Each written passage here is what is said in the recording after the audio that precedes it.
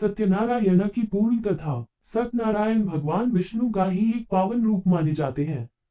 सत्य का अर्थ है सच और नारायण भगवान विष्णु का नाम है।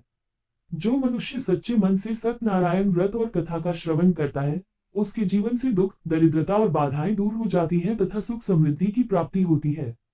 ये कथा प्राचीन काल से प्रचलित है और विशेष रूप से पूर्णिमा, विवाह, गृह प्रवेश या किसी शुभ कार्य के समय की जाती है। नारद मुनि की जिज्ञासा। एक बार देवर्षि नारद लोकांतर में भ्रमण करते हुए पृथ्वी लोक पर आए। उन्होंने देखा कि मनुष्य अनेक प्रकार के दुखों से पीड़ित है, कहीं गरीबी, कहीं बीमारी, कहीं पारिवारिक क्लेश। ये देखकर उनके मन में करुणा उत्पन्न हुई। वे सीधे वैकुंठ लोक पहुंचे और भगवान विष्णु से प्रार्थना की, हे प्रभु, पृथ्वी के प्राणी दुखी हैं, उन्हें इन कष्टों से मुक्ति पाने का सरल उपाय बताइए।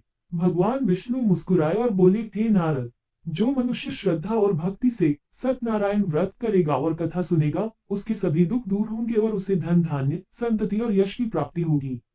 गरीब ब्राह्मण की कथा। काशी नगरी में एक अत्यंत गरीब ब्राह्मण रहता था। वह प्रतिदिन भिक्षा मांगकर जीवन यापन करता था। एक दिन भगवान विष्णु वृद्ध ब्राह्मण का रूप धारण कर उसके पास आए और बोले, तुम सत्यनारायण का व्रत करो, तुम्हारे कष्ट दूर होंगे। गरीब ब्राह्मण ने श्रद्धा से व्रत करने का निश्चय किया। अगले ही दिन उसने थोड़े से फल, फूल और प्रसाद से भगवान की पूजा की और कथा सुनी। कुछ ही समय में उसके जीवन में चमत्कारिक परिवर्तन हुआ। उसकी दरिद्रता दूर हो गई और वह सुखी जीवन बिताने लगा। उसने दूसरों को भी इस व्रत के महत्व के बारे में बताया। लकड़हारे की कथा। एक दिन एक लकड़हारा उस ब्राह्मण के घर आया और देखा कि वहां पूजा हो रही है। उसने कारण पूछा तो ब्राह्मण ने सत्यनारायण व्रत का महत्व बताया। लकड़हारे ने भी मन में निश्चय किया कि वह भी यह व्रत करेगा। उस दिन जंगल में उसे अपेक्षा से अधिक लकड़ी मिली और उसे अच्छे दाम भी मिले।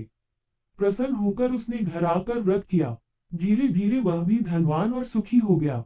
व्यापारी और उसकी पुत्री। एक नगर में एक धनी व्यापारी रहता था। उसकी कोई संतान नहीं थी। उसने भगवान से प्रार्थना की, यदि मुझे संतान प्राप्त हो जाए तो मैं सत्यनारायण व्रत अवश्य करूंगा। कुछ समय बाद उसके घर एक सुंदर कन्या का जन्म हुआ, जिसका नाम उसने कलावती रखा।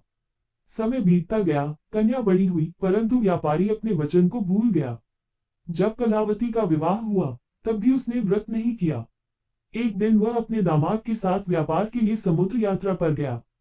वहां राजा चंद्राध्वज के राज्य में किसी कारणवश उन्हें चोरी के आरोप में बंदी बना लिया गया। उधर घर पर उनकी संपत्ति भी लुट गई। व्यापारी की पत्नी और पुत्री अत्यंत दुखी हुई। एक दिन उन्होंने पड़ोस में सत्यनारायण की कथा सुनी और श्रद्धा से व्रत किया।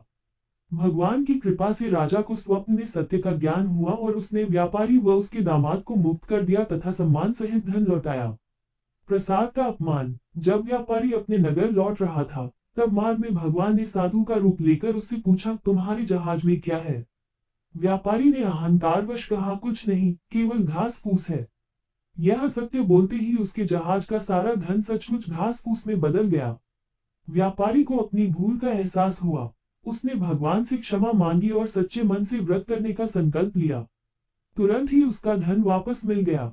घर पहुंचकर जब व्रत किया गया, तब उसकी पुत्री कलावती प्रसाद लेना भूल गई और अपने पति के स्वागत में चली गई। परिणाम स्वरूप उसका पति पुनः अदृश्य हो गया। जब कलावती को अपनी भूल का ज्ञान हुआ, तो उसने श्रद्धा से प्रसाद ग्रहण किया। भगवान की कृपा से उसका पति वापस मिल गया। कथा का संदेश। सत्यनारायण की कथा हमें सिखाती है कि जीवन में सत्य, श्रद्धा और भक्ति का बहुत महत्व है। जो व्यक्ति अहंकार छोड़कर सच्चे मन से भगवान की पूजा करता है, उसे अवश्य फल मिलता है।